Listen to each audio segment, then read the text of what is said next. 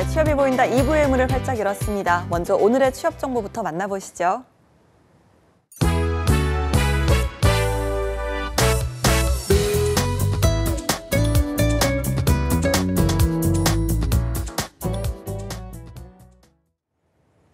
네, 취업 정보 알려드리면 신샘입니다. 오늘의 공기업 및 공공기관 채용 소식입니다. 한국가스안전공사에서 가스시설 개선에 업무 보조원을 모집하고 있습니다. 고졸 이상의 학력자면 지원할 수 있고요. 화학공학과 기계공학 계열 전공자, 컴퓨터 활용 능력이 우수한 분들을 우대하고 있습니다. 모집 기간은 10월 11일까지입니다. 다음으로 한국교통안전공단에서 자율주행연구처 위촉연구 보조원을 모집하고 있습니다. 교통과 도시 등 이공학 전공한 학사학위 이상의 학력자면 지원할 수 있고요. 모집 기간은 10월 14일까지입니다. 그리고 부산 보훈병원에서 고객 지원 담당 직원을 모집하고 있습니다. 교대 근무가 가능한 분, 요양보호사 자격증, 그리고 완화 의료도우미 교육 이수자가 지원 가능한데요. 모집 기간은 10월 15일까지입니다. 마지막으로 조선대학교 병원에서 구급차 운전기사를 모집하고 있습니다. 학력은 무관하지만 최소 1년 이상의 운전 경력이 필수로 있어야 합니다. 모집 기간은 채용 시까지입니다. 이상으로 취업 정보 알려드림의 신샘이었습니다.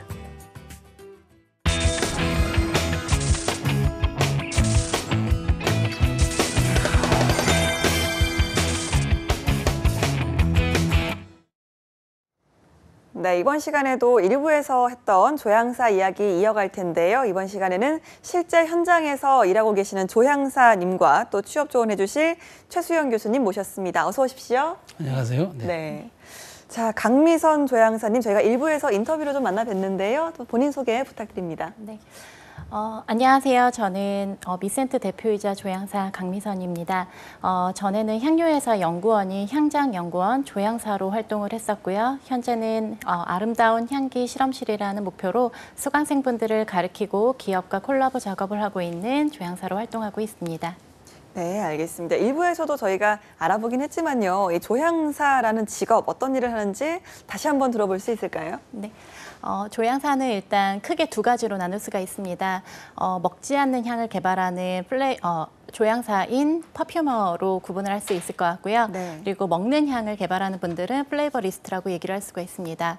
먹지 않는 향을 개발하는 분들은 일단 크게 생활용품, 화장품, 그리고 캔들 디퓨저, 방향제 등을 개발하는 분들로 굉장히 알러지 유발 물질이나 이런 부분에서 크게 작용한 것들을 고려해서 개발하는 분들이고요. 플레이버리스트들은 식품향에 들어가기 때문에 시즈닝, 그리고 껌, 음료 등에 들어가는 향기들을 개발하는 분들을 말하고 있습니다. 조향사는 단순히 향을 섞는 직업이 아니라요. 향수만 만드는 직업도 아닙니다. 그래서 인체 내 해롭지 않은 물질들을 잘 계산을 해서 조향을 하는 게 기본적인 역량이라고 보실 수 있을 것 같고요. 그리고 제품의 물성이 흐트러지지 않도록 좀 더 안전성을 염두를 해서 조향을 개발하고 있습니다. 알겠습니다. 자, 조향사라는 직업, 사실 뭐 저희가 이 직업에 대해서 인지하게 된 게 불과 몇 년 안 된 것 같거든요. 조향사님께서는 어떻게 이 직업으로 시작을 하셨는지 계기를 좀 여쭤봐도 될까요? 네. 우선 제가 처음 입사를 했던 때는 14년 전이기 때문에 인터넷상으로는 많지 않았을 때였어요. 자료 자체도 찾기가 힘들 때였거든요. 그래서 선배들의 자료로 사실 의지하는 때였던 것 같습니다. 그때는 선배 중에 향유회사의 연구원으로 취업한 선배가 한 분 계셔서요. 네. 조향사에 대한 막연한 꿈을 꿨던 그런 때였습니다. 그래서 2004년, 5년 정도에 제가 꿈을 꿨고요. 2006년도에 첫 입사를 하게 되었는데요. 그 과정에서 조향사라는 직업 자체가 새로운 향기들 그리고 제품에 들어가는 향기를 개발하는 업무라는 것을 알고서는 굉장한 매력을 느꼈습니다. 그래서 이러한 내가 만든 향기가 제품에 들어가서 이런 유통 과정에서 사람들이 접하고 느끼고 이걸 쓸 수 있다라는 거를 만든다는 게 굉장히 매력으로 느껴서 준비를 하게 되었고 이런 느낌이라면 평생 함께 할 직업으로 하나를 가지면 어떨까라는 막연한 꿈을 꿨던 거죠. 그렇게 해서 2006년도에 가장 오래된 향유회사에 제가 입사를 하게 되었고 조향사의 업무를 시작하게 되었습니다. 예, 요즘 또 이 조향사란 직업이 많이 주목받고 있잖아요, 교수님. 네. 이 본격적으로 이 조향사란 직업이 생겨난 거는 언제부터일까요? 그러니까 사실 이 조향사는 국내에서는 좀 일천하지만 이 유럽으로 가면은 이건 사실 그 중세 이후로 이전으로 네. 올라가는 이제 네. 아주 오래된 직업이죠. 사실 그 향은 권력의 상징이었습니다. 이전부터. 네. 그래서 이제 향신료의 역사가 곧 세계사였듯이 향은 이제 중세 때 특히 이제 15세기부터 이제 쭉 시작이 돼가지고 이제 유럽에서 굉장히 이제 확산이 됐고 또 유럽에서는 사실 이게 가문을 이어서 하는 그 향 산업하는 그 네. 가문들이 많아요. 그래서 조향사는 곧 그 CEO 자리를 이제 예약받는 이제 그런 걸 물려받는 일종의 아주 이 전문성을 인정받지만 또 그 오래된 가업을 잇는 그런 작용도 했는데 하여튼 이제 어쨌든 지금은 뭐 세계적으로도 어떤 향 산업이 지금은 굉장히 많이 네. 본격화되어 있기 때문에 앞으로 조향사라는 직업은 이제 더 이상 낯설지 않은 직업으로 이제 인식이 될 것 같습니다. 예, 또 요즘은 참 많이 인기도 많이 얻는 직업인데, 그렇죠. 자 이렇게 좀 언제부터 조향사라는 직업이 또 인기를 얻기 시작했을까요? 그러니까 이제 이게 국내에서는 이제 2000년대 이후에 이제 일종의 자존감들이 드러나는 거죠. 이제 말하자면 나의 자아인식이 드러나는 이제 시기가 오면서 향에 대한 자신만의 향에 대한 이제 관심이 높아졌고 네. 그런 이제 특히 그리고 아까 우리 말씀해 주셨듯이 이제 사실 이제 이게 산업적 구조와도 관련이 있어요. 우리가 이제 그때 말하자면 이제 뭐 이게 샴푸라든가 이제 바디워시라든가 이런 산업들도 이제 2000년대 이후에 본격적으로 급성장을 하면서 이제 맞물려서 이제 조금 조향사라는 직업들이 대중에게 각인되기 시작했는데 최근에 뭐 드라마에 이제 주인공이 나올 정도로 이제 대중적 인식이 많이 높아졌습니다. 그래서 앞으로 이제 이 조향사라는 것은 우리한테 사실 알려진 것은 실제로 우리 강미선 이 조향사님 말씀하신 것처럼 10여 년 정도로 보시면 될 것 같습니다. 이제 특히 이제 지금은 이제 그야말로 소확행의 시대이기 때문에 네. 자신만이 갖는 가치를 이제 드러내고 싶어서 향 산업은 이제 더 이상 낯설지 않은 그런 산업으로 보시면 좋을 것 같습니다. 네, 알겠습니다. 정말 진로를 앞둔 고등학생들부터 이렇게 좀 취업을 꿈꾸시는 많은 분들이 궁금해하실 것 같은데요. 조향사가 되기 위해서는 어떤 과정들을 좀 거쳐야 할까요? 네. 우선 조향사라는 거는 요즘에 향료 회사에서 일하는 연구원들이 조향사라고 대표적으로 얘기할 수 있을 것 같고요. 그리고 대기업에서 향료 담당을 하고 있는 연구원분들이 계십니다. 네. 그리고 최근에는 프리랜서 조향사분들이 굉장히 많이 계시는데요. 이렇게 세 분류로 해서 방법을 알려드린다면은 향료 회사에서 요구하고 있는 기본적인 스펙에 대해서는 화학 전공자와 외국어 우수자를 먼저 뽑을 수가 있습니다. 네. 기본적으로 교육이나 자격증 없이 실무에 바로 적합한 사람들을 뽑아야 되기 때문에 일단 기본적인 화학 전공자를 많이 보는 편이고요. 그런 분들이 인성이 어떠한지가 좀 더 중요한 편입니다. 한 실장님 아래에서 좀 오래 일을 해야 되기 때문에 네. 도자기를 배우듯이 이제 한 오. 스승을 두고서는 일을 하는 경우가 많거든요. 그래서 인성이 좀 중요할 것 같고요.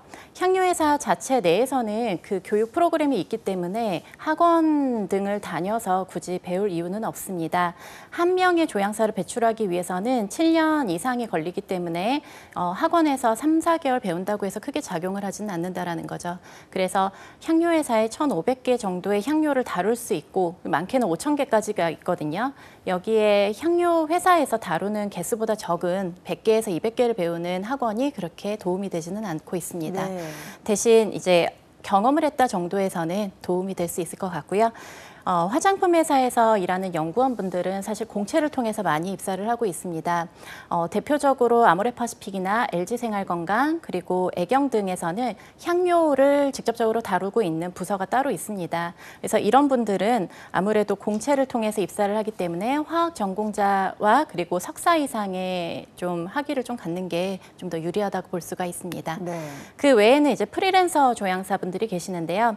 요즘에는 직접적으로 내 제품을 내가 내겠다라는 분들이 굉장히 많아졌습니다. 네. 이런 분들이 아무래도 자기만의 제품을 만들 때 최소한 사람들 몸에 해롭지 않은 제품을 만들고 그리고 제품의 물성 테스트를 직접 할 수 있다라고 하면은 학원을 다니시는 거는 사실 괜찮다라고 생각이 됩니다. 기본적인 식약처나 아니면은 환경부에서 제공하는 자료들을 접목할 수 있는 조향 기술이 가장 필요하기 때문입니다. 이런 부분에서는 조향사 자격증이라는 게 최근에는 많이 따려고는 하는데요. 이런 부분이 국가공인 자격증이라는 부분이 없기 때문에 민간 자격증으로 운영하는 조향사 자격증이 입사에서는 굳이 필요 없다고 생각이 되고 있습니다. 그래서 민간 자격증은 향료회사나 아니면 화장품 회사의 연구원으로 들어가실 분들은 굳이 따실 이유는 없을 것 같은데요. 취득할 분들은 사실 개인적인 프리랜서 조향사로 활동하는 분들은 최소한 나는 이 정도의 공부를 했다라는 정도에서 취득하시는 게 도움이 되실 거라고 생각이 되고 있습니다. 네, 조향사님 정말 차분하게 말씀을 정말 잘해주시네요. 제가 듣다 보니까 귀에 쏙쏙 들어온 것 같은데요. 자, 교수님 또 다른 이 밖에 준비 과정이 또 있을까요? 지금 사실 강민선 조향사님께서 아주 대단히 정확하게 지적을 네. 해주셨고요. 그리고 사실 말씀드린 대로 이 조향사라는 직업은 일종의 그 도제식 직업입니다. 그러니까 네.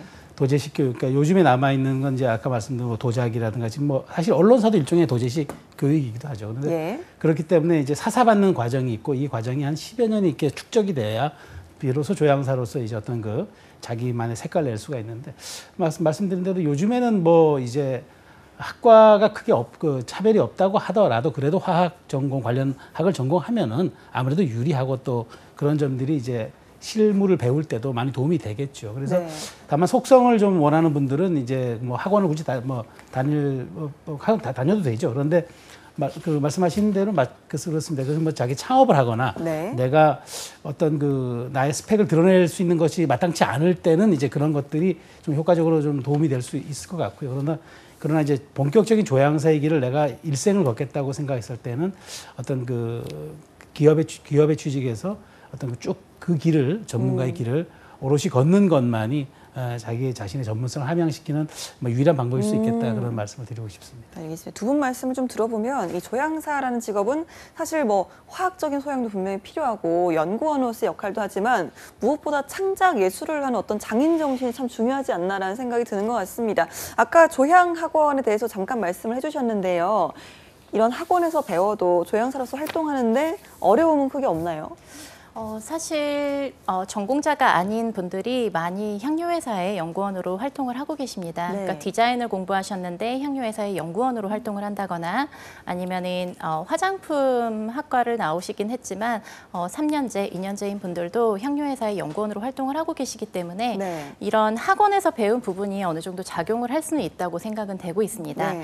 하지만 기본적으로 요즘에는 조향사에 대한 직업이 굉장히 인기가 많아지면서 여기에 입사 지원을 하시는 분들이 굉장히 많아졌다는 거죠. 네. 그래서 이런 많은 분들 사이에서 내가 차별화 전략을 줄 수 있다라고 한다면은 첫 번째는 화학 전공자가 가장 중요할 것 같고요. 두 번째는 외국어 우수자인 분들이 그래도 서류 전형에서 좀 더 유리하지 않을까 싶습니다. 그리고 세 번째로는 사실 이 학원이라는 부분이 경험을 했다 정도에서 도움이 되는 회사들이 종종 있습니다. 그러니까 향료회사 중에서 굉장히 오래된 회사들은 본인들이 가르치려고는 하지만 최근에 만든 향료회사에서는 그래도 이제 기술력이 많지는 않기 때문에 기본적으로 배운 분들을 뽑으려는 추세가 좀 있습니다. 알겠습니다. 그 외에는 이제 개인 사업자인 분들은 아무래도 배울 곳이 많지는 않기 때문에 식약처나 환경부의 기준 그리고 유럽 기준에 대해서 좀 배우기 위해서는 학원을 좀 다니시는 게 도움이 되지 않을까 싶습니다. 알겠습니다. 아까 뭐 잠깐 이야기하셨지만 조향사 안에서도 여러 가지 그 분야라든지 특성이 좀 있을 것 같아요. 뭐 퍼퓸머라고 하셨고 또 플레이버리스트라고 하셨잖아요. 네. 이 밖에 또 다른 분야도 있을까요? 이 밖에는 사실 이밸류에이터라는 직업이 좀 있을 것 같습니다. 네. 이밸류에이터 같은 경우는 향료회사에 국내 향료회사는 많지는 않습니다. 외국계 회사들은 좀 많이 있는 편인데요. 향에 대한 시장성을 평가하는 분들이라고 보시면 될 것 같습니다. 부양 테스트를 한다거나 이 제품이 시장에서 얼만큼 잘 팔릴까에 대한 이 향기에 대한 오로지 평가를 내리는 분들인데요. 이런 분들은 국내 향료회사에는 많지는 않지만 그래도 좀 큰 회사에서는 이밸류에이터로 활동하는 분들이 계시기 때문에 향을 배우는 분야가 꼭 퍼퓸머와 플레이버리스트로 국한되지는 않는다고 보시면 좋을 것 같습니다. 이 외에는 퍼퓸 디자이너 분들이 좀 계시는데요. 최근에 생긴 말입니다, 이거는. 예, 그래서 캔들, 디퓨저, 방향제를 하시는 분들인데 이런 분들이 스스로 퍼퓸 디자이너라는 그 직업 자체를 만들어버린 거죠. 그래서 최근에 생긴 프리랜서 조향사 분들을 퍼퓸 디자이너라고도 얘기하는데요. 이런 분들은 자기 자신의 제품을 개발하고 판매하는 분들 그리고 유통하는 분들을 얘기를 하고 있습니다. 이런 분들은 좀 더 자세한 공부를 하면 더 도움이 되는 부분들인 거죠. 네. 알겠습니다. 뭐 관련 전공자가 아니어도 된다라고 하셨는데 이런 좀 전공을 따로 이렇게 좀 배우지 않아도 이런 공방을 운영하는 퍼퓸 디자이너 이런 직업은 좀 전망이 어떨까요, 교수님? 사실 그 향이라는 것은 객관적이지 않습니다. 매우 주관적이죠. 그러니까 내가 어떻게 느끼냐에 따라서 이제 다르기 때문에 그래서 본인이 이제 자기에게 맞는 거를 찾아가는 시대거든요. 이제 그런 사람들이 이제 향을 찾는데 이제 말하자면은 좀 추상적이죠. 그런데 네. 이제 이런 퍼퓸 디자이너 같으신 분들은 이제 그분들 그 찾는 구매 고객들에게 구체적으로 좀 가르쳐 줄 수 있는 분들이거든요. 그래서 앞으로 개인적인 자아를 찾는 것들이 더 중시되는 시대이기 때문에 이런 개인적인 창업을 해가지고 퍼퓸 디자이너로서 시장이 더 확산될 가능성이 매우 커 보이고요. 그런 점에서 이제 이런 분들이 이제 조금 자기 경쟁력을 가지고 좀 전문성을 함양하면서 계속 가신다면 이 부분에 대한 시장 전망은 그렇게 어둡지 않다라고 말씀을 드릴 수 있겠습니다. 네, 말씀을 들을수록 앞으로 계속 이 조향사라는 직업과 또 시장이 점점 더 확대되지 않을까라는 생각이 드는 것 같습니다. 자, 강미선 조향사님께서는 이 조향사를 준비하실 때 가장 좀 힘들었던 부분이 어떤 거였나요? 네. 제가 입사를 준비를 했던 거는 2006년도이기 때문에 사실 자료가 많지 않았을 때에 제가 입사를 준비를 하게 되었습니다. 그런 만큼 운이 좋다라고 표현을 하고 있는데요. 일단 향료회사는 기본적으로 화학적 지식을 요구하기 때문에 학점 관리에 좀 더 신경을 썼던 걸로 기억을 합니다. 네. 그래서 면접 당일날에는 아무래도 화학 전공자와 외국어 우수자로 서류 전형 이후에 면접이 들어가기 때문에 화학적인 질문들을 좀 받았는데요. 합성 과정에서 촉매제를 무엇을 쓸 것인가에 대한 질문도 받았었고 기본적인 주기율표에 대한 질문도 좀 받았습니다. 이런 면접 과정 이후에 경영진의 인성 문제로 이제 인성 테스트를 좀 했었고요. 그 이후에는 실무진 면접, 경영진 면접 이후에는 사실 블라인드 테스트라는 게 좀 존재를 합니다. 네. 냄새를 맡고 틀린 것을 가려내는 시간이 좀 있는 거죠. 그래서 10문제 정도가 나왔는데 한 7문제 정도는 이 4가지 안에서 틀린 것을 찾으시오 같은 문제가 나와서 좀 더 코 관리랑 목 관리에 네. 좀 더 집중을 했던 걸로 기억을 합니다. 예, 특히나 좀 이 코가 예민해야 되니까 상당히 컨디션 관리가 그렇죠. 중요하지 않나라는 생각이 듭니다. 아까 외국어 특기자 이야기도 좀 하셨는데요. 그렇다면 이 외국어 성적은 어느 정도로 준비를 하면 될까요? 사실 외국어는 우리 강민선 조향사님 말씀하셨지만 전 잘할수록 유리하다 말씀드리고 예. 싶은 게 또 이게 물론 취업을 위해서도 필요하겠지만 사실 자기 발전을 위해서도 필요합니다. 왜냐하면 이 조향사에 대한 어떤 그런 역사라든가 관련 자료 같은 게 이제 유럽 선진국 아무래도 그쪽에 많이 있어요. 축적된 그런 이론과 그런 자료들이 많기 때문에 아무래도 그런 어학적 소양이 많다 그러면은 굉장히 좀 접근하기가 좋겠죠. 그리고 네. 요즘에는 좀 더 큰 자기 성장을 위해서 유학을 떠나는 경우도 많이 있단 말입니다. 네. 그래서 그렇기 때문에 더군다나 이제 외국어 소양은 어떤 학과적인 자기 그런 지식보다도 외국어 소양이 더 중요하다라고 저는 네. 말씀드리고 싶고 또 이런 것들이 뒷받침되어야 비로소 글로벌한 시장에 본인이 또 진입할 수도 있는 그런 여건이 되기 때문에 이 부분에 대한 점들은 조금 소홀히 하지 않았으면 좋겠다 하는 말씀을 드리고 싶습니다. 네, 강미선 조향사님께서도 좀 실제로 일을 하실 때 외국어 그 구사 능력이 좀 많이 필요하셨나요?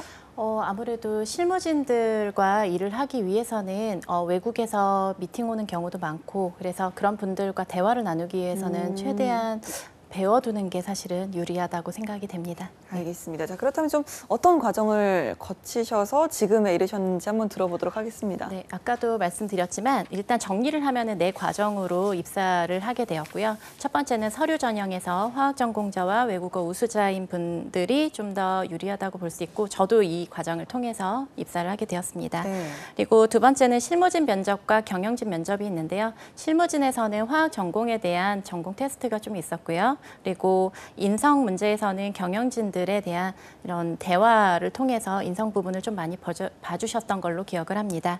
그리고 마지막으로는 블라인드 테스트라는 게 있어서 실제 이 적성이 맞는지, 냄새를 잘 맡는지에 대한 코에 대한 평가가 또 있었던 거죠. 네. 알겠습니다. 자, 그렇다면 좀 조향사를 꿈꾸는 분들이 이런 부분을 좀 준비를 했으면 좋겠다라는 게 있으면 어떤 부분을 좀 조언을 해주시겠습니까? 일단 요즘에는 조향사에 대한 꿈을 꾸는 분들이 굉장히 많아졌습니다. 네. 근데 단순히 조향사에 대한 내가 조향사가 되고 싶다라는 막연한 꿈을 꾸고 계시는데요. 사실 꿈이라는 거는 동사로 꾸는 게 맞다고 생각이 됩니다. 네. 동사의 꿈을 꾼다라고 하면요. 일단 내가 향을 만들면은 어떠한 사람들한테 이렇게 보여주고 싶다. 혹은 이러한 향기를 한 번쯤은 만들어 보고 싶다라는 뭔가의 동사적인 꿈일 텐데요. 이런 꿈을 꾸면은 좀 할 일이 몇 가지가 생길 것 같습니다. 네. 네, 첫 번째는 일단 노력해야 될 부분이 관심이라고 생각이 됩니다.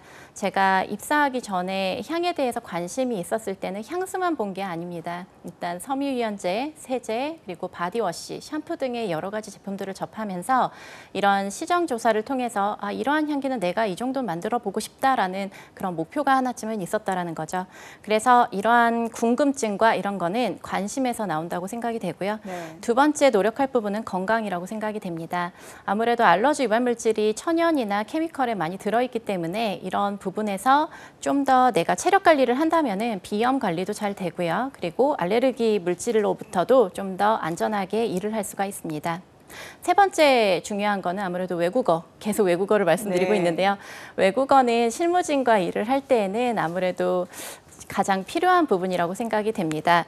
외국인과 직접 미팅을 하는 경우도 있고요. 홍콩에서 하는 코스모프로프 같은 굉장히 큰 박람회에서 미팅을 하는 경우도 있고, 그리고 조향에 관련된 책들이 일본어나 영어로 되어 있는 경우가 많기 때문에 프랑스어 하시는 분들이 굉장히 많으신데요. 사실 영어나 일본어 책이 좀 더 많습니다. 네. 그래서 그런 어학적인 부분에서 준비를 하시면 좋을 것 같습니다. 알겠습니다. 조향사님께서도 뭐 이미 14년 차라고 하셨지만 지금까지 좀 노력을 해오시는 부분이 있습니까? 사실은 제가 한 입사 3년 차 때부터는 체력적인 한계가 좀 부딪혀서 운동을 좀 그때부터 꾸준히 하고 있고요. 지금은 검도한 지 한 8년 차쯤 되고 있습니다. 네, 그래서 운동을 통해서 조금 더 체력 관리에 힘을 쓰려고 노력을 하고 있고요. 그런 신경을 쓰는 만큼 사실 비염이나 알레르기에서는 좀 멀어지고 있는 것 같습니다. 네. 두 번째 하는 거는 한 9년째쯤 잡지를 한 달에 4-5권 정도, 많게는 6-7권까지 스크랩 작업을 하고 있습니다. 매달 나오는 잡지들 안에는 국내에는 아직 접하지 않은 그런 향수들이나 제품들이 많이 소개가 되고 있는데요. 네. 그런 부분들이 한 몇 개월 뒤에 유행을 하는 경우가 있습니다. 그래서 시장이라든지 아니면 이 제품에 대한 온전한 평가를 하기 위해서 스크랩 작업을 미리 들어가서 시장성을 한번 보고 있습니다. 알겠습니다. 여러 가지로 뭐 직업적인 부분에서도 많은 노력을 하고 계시지만 저는 그 면역력과 그 코 건강을 위해서 검도를 해주셨다는 게 가장 좀 임팩트 있게 다가온 것 같은데요. 자, 12년 동안 활동해 오셨습니다. 앞으로 좀 직접 개발할 향이 있다면 또 그 과정까지도 저희가 한번 들어볼까요? 네, 지금까지 해왔던 향 개발에서 가장 기억에 남는 거는 한 호텔의 벚꽃길을 표현한 벚꽃 향수가 대표적일 것 같은데요. 네. 이런 향을 만드는 과정에 있어서는 이미지화시키고 이런 향기를 어떤 노트로 구분을 해서 조향을 할까가 가장 중요하다고 생각이 됩니다. 그래서 이런 거리에 큰 나무에서 떨어지는 벚꽃의 모습을 연상을 하고 그 꽃잎이 굉장히 얇고 작게 떨어지기 때문에 이런 부분을 플로랄을 파우더리하게 표현을 했었고요. 그리고 탑노트에는 복숭아 향기를 얹어서 좀 더 예쁘게 만드는 핑크색 느낌이 나도록 조향을 한 적이 있습니다. 네. 이런 부분에서는 사실 사진 몇 장으로 하는 것보다 그 풍경을 바라보고 이미지화해서 조향을 하는 게 도움이 되기 때문에 그런 것들이 좀 더 과정에 있어서는 이미지화시키는 게 가장 중요하다고 생각이 됩니다. 알겠습니다. 정말 뭐 앞으로 조향사란 직업은 활동 범위가 더욱더 넓어지지 않을까라는 생각이 드는데요. 활동 범위 어떻습니까? 그러니까 지금 말씀하신 대로 이제 사실은 이제 조향사라 그러면 우리가 이제 앉아서 연구하면서 여러 가지 이제 창의적인 자기 기법을 통해서 이제 뭘 만들어내고 하는 걸 또 연상하시겠지만 그런 것 외에도 저는 이제 앞으로는 이제 그 제품 기획자나 마케터 역할도 이제 같이 병행할 것으로 생각이 됩니다. 그러니까 네. 사전에 제품 고민 단계에서부터 접근해 가지고 출시한 이후에 반응에 대한 피드백, 시장에 대한 평가, 거기에 대한 또 보완도 해야 되겠고, 그다음에 이제 또 여러 가지 지금 글로벌 이제 트렌드가 급변하고 있으니까 시장 조사도 이제 같이 병행해야 되는. 그러니까 앞으로 굉장히 다양한. 그래서 저는 그 아까 여러 가지 자격을 말씀하셨지만 저는 마케터, 그러니까 이 조향사에게는 3력이 필요하다. 말하자면은 그다음에 자기의 일단 기억력, 체력, 창의력이 필요하겠다. 네. 기억력은 여러 가지 자료에 대한 그 자료에 대한 기억력, 그다음에 견디는 체력, 마지막으로는 이것을 합성하는 창의력 이런 것들이 필요한 이제 그런 분야가 되겠다는 말씀을 드리고 싶습니다. 알겠습니다. 이렇게 좀 조향사로 활동을 하시면서 가장 좀 기억에 남는 에피소드가 있으면 저희가 잠깐 한번 들어보도록 하겠습니다. 네. 우선 제가 연구원으로 활동을 할 때에는 굉장히 일반적인 업무들을 했습니다. 향을 만들고 그 제품에 적용하는 일들을 했지만 제가 프리랜서 조향사로 전향한 이후로는 첫 전시했던 게 기억이 납니다. 네. 한 유명 백화점에서 그 본점에서 전시를 하게 되었는데 다른 아티스트 분들의 작품을 좀 더 돋보이게 하기 위해서 공간 디자인 개념으로 향을 분사를 해놨었습니다. 이런 분사가 12월 달에 크리스마스 분위기를 굉장히 잘 연출을 해줬었고요. 유향과 몰약이라는 성경에 나오는 재료를 이용해서 제품을 향수를 하나를 만들었던 게 가장 기억에 남습니다. 네, 알겠습니다. 이렇게 좀 조향사란 직업인데 또 프리랜서로 활동을 하시면 더욱더 좀 자유롭게 여러 가지 좀 향을 만들 수 있지 않을까라는 생각이 드는데요. 자, 그렇다면 조향사가 갖춰야 될 적성, 또 역량이 있다면 어떤 게 필요할까요? 네, 기본적으로는 끈기랑 꾸준함이라고 좀 얘기를 하고 싶습니다. 이 끈기 있는 분들이 사실 가장 많이 오랫동안 조향을 하고 있고요. 1, 2년 차에서 조향을 혼자 할 수는 없기 때문에 7년 차가 돼서야 혼자를 할 수 있고요. 그리고 한 10년 차쯤 돼야지만 조향사라는 타이틀을 얻을 수가 있습니다. 예. 이런 향료 회사나 화장품 회사에서 조향사라는 타이틀을 얻기 위해서는 많은 노력이 필요하기 때문에 많은 공부를 해줘야 돼서 끈기와 꾸준함이 필요할 것 같습니다. 그래서 지루한 부분을 좀 더 이겨내는 그런 훈련들이 필요할 것 같고요.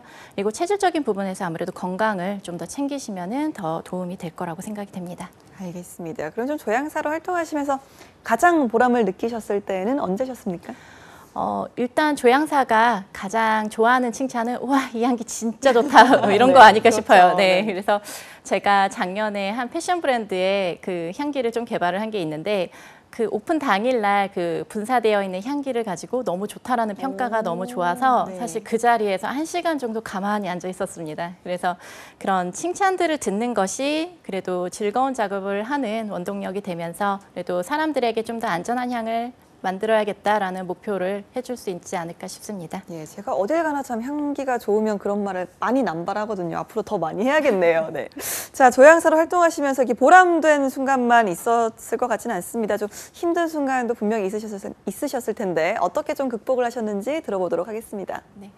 아무래도 제가 7년 차까지 가장 노력을 했던 거는 그 지루함 속에서 어떻게 재밌게 향을 배워나가고 열심히 일을 할까라는 생각을 했었는데요.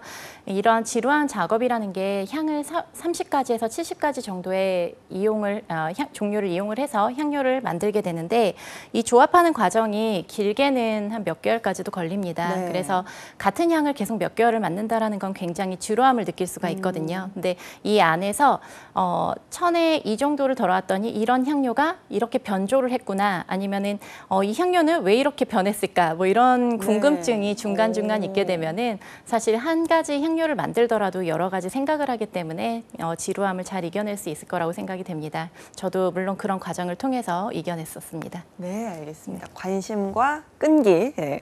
자, 오늘은요, 이 조형사라는 직업에 대해서 깊이 있는 조언을 들어봤는데요. 함께해 주신 최수영 교수님 그리고 강미선 조향사님 고맙습니다. 감사합니다. 감사합니다. 네, 취업해 보인다. 오늘 준비한 내용은 여기까지입니다. 저희는 다음 이 시간에 다시 찾아오도록 하겠습니다. 함께해 주신 여러분 고맙습니다.